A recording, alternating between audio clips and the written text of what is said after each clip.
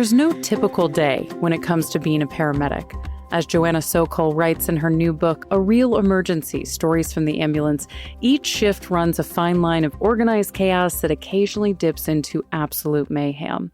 And whether she's actively rushing to a case or finally getting a moment to breathe, that front cabin of the ambulance is Sokol's command center. We go to work in the morning, we sign on and pick up our ambulance, and then we're sent out to various parts of the city.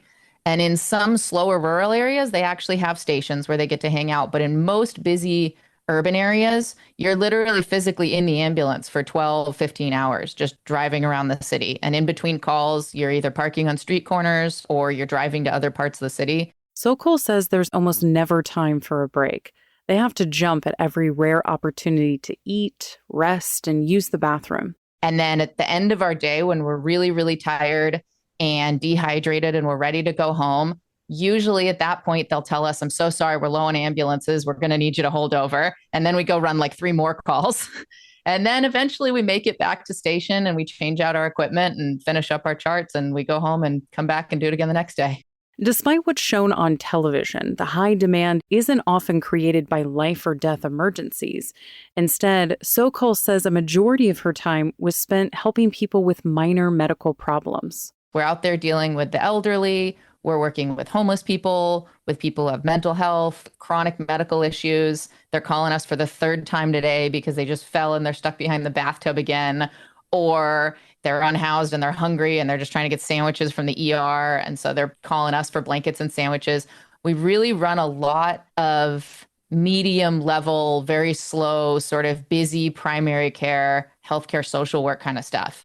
Sokol says they'll get a true emergency every now and then, but those are far and few between the typical calls. However, this reality doesn't line up with the training paramedics go through and can leave some medics with a bad taste in their mouths.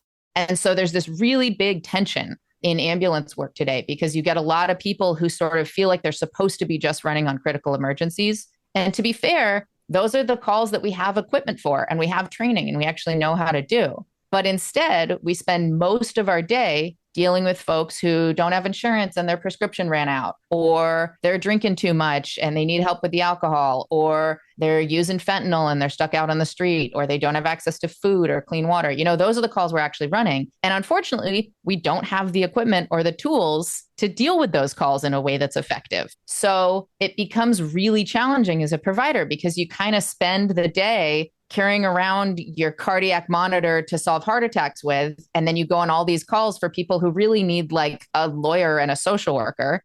Being armed with the wrong tools sets these medics up for failure.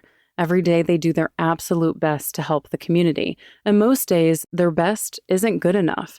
They're constantly falling short in a career where failing has direct impact on another human's life. People often ask us what the hardest part of the job is. And I think they're always expecting me to talk about death and dying and trauma and pediatrics.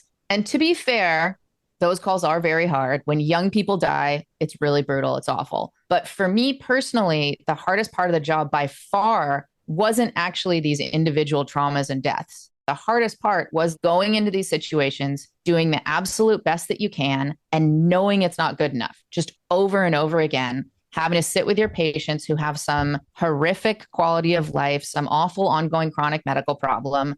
We know what kind of care they need. They're not able to get it because it's too expensive or it's too far away or it doesn't exist yet. And just having to sit with them.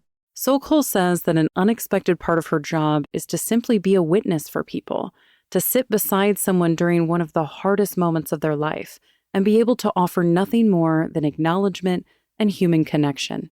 And for me, carrying that around was much, much harder than carrying around the like individual traumas and deaths and really sad things that we saw. It was those calls where you're just not able to help. And you're like, well, this is going to continue to suck, but you know, here's a blanket. After living through years of this daily struggle, Sokol wondered how the field had turned into this, a sort of purgatory of semi-private, semi-public health services that had too many responsibilities to truly be effective in one area.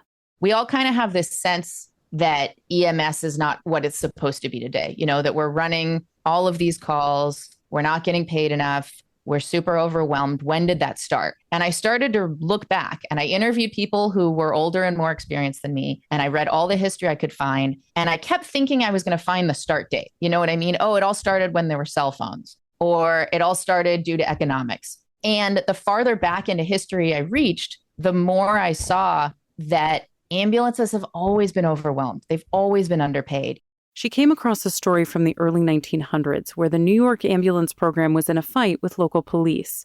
The medics complained that the cops were taking advantage of them and making them go pick up drunk people off the side of the road.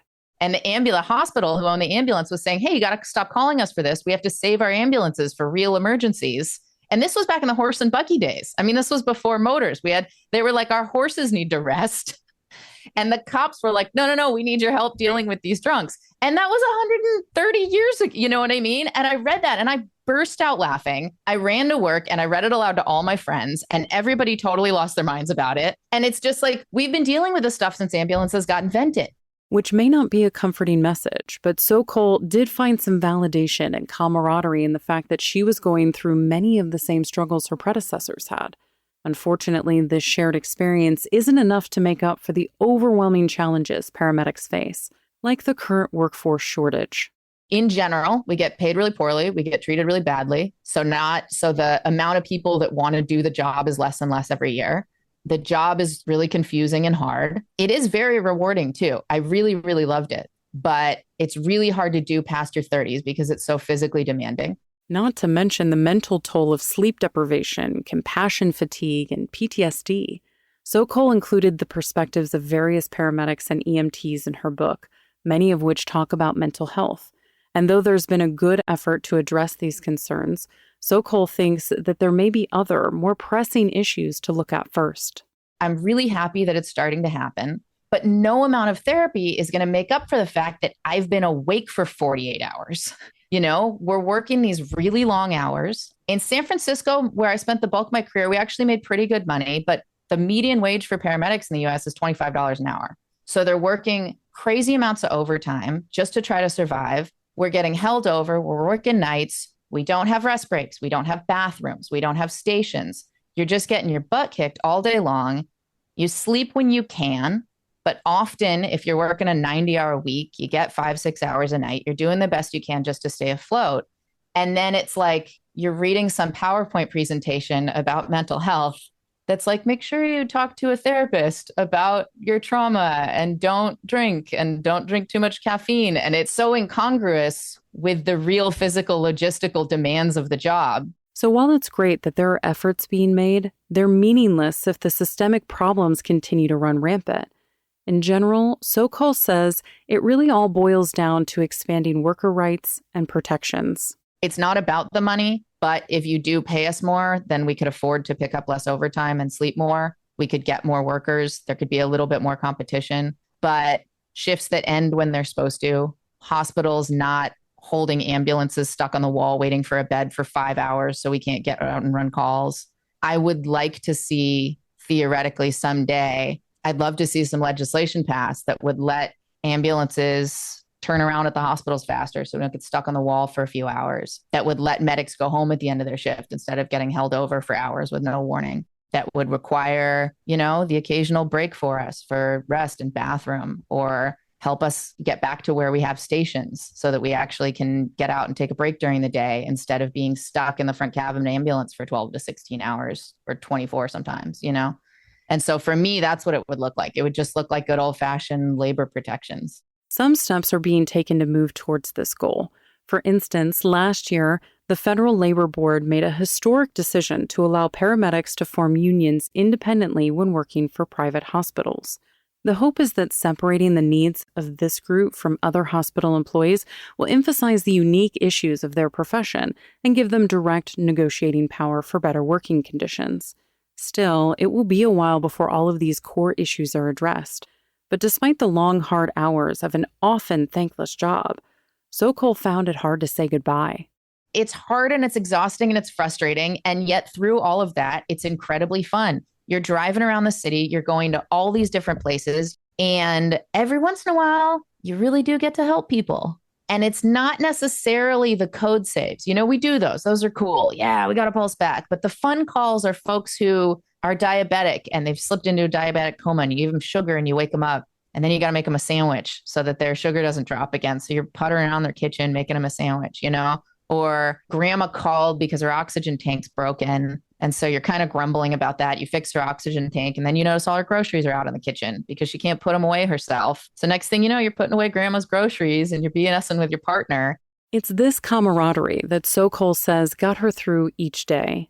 Though her grandfather may have wanted Sokol to follow his path and become a surgeon, it quickly became clear that she had found a family in emergency medicine.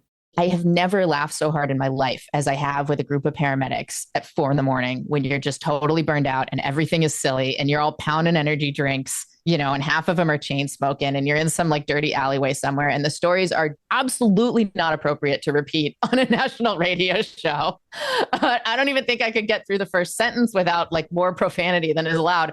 But you're doubled over laughing. And when you do have those hard days, when you're completely falling apart, and you think you can't do it anymore, one of your buddies shows up with a box of donuts, and next thing you know, you're back at it. This bond is such a foundational aspect of Sokol's time as a paramedic that it bleeds through each chapter of her book. What she thought would be a bunch of stories about patients and cases turned into a book about the medics, giving them space to feel heard and appreciated. I'm so impressed to this day by all the people that I worked with. And I wrote this book for them. I want them to read it and feel a little bit validated. I want them to see that they're not alone. I want them to see that people are out there fighting. Maybe we can make it better. Maybe we can't, but we are in this together. And hopefully some people will hear our stories and, I don't know, vote for us to get bathroom breaks. Sokol's book, A Real Emergency, is available now wherever books are sold. You can find more information about all of our guests on our website, ingoodhealthpodcast.org. For more behind the scenes, follow In Good Health Pod on Facebook, Instagram, and X. Our writer-producer is Kristen, Farrah. Our executive producer is Amira Zaveri. I'm Elizabeth Westfield.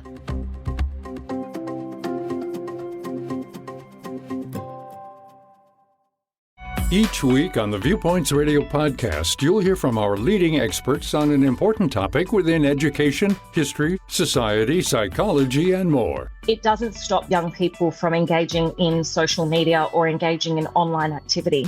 All it does is push what we already know is happening to a location that we can't monitor as quickly and clearly. Viewpoints Radio podcast is produced by our team of award-winning journalists. Subscribe today by searching Viewpoints Radio wherever you listen to podcasts.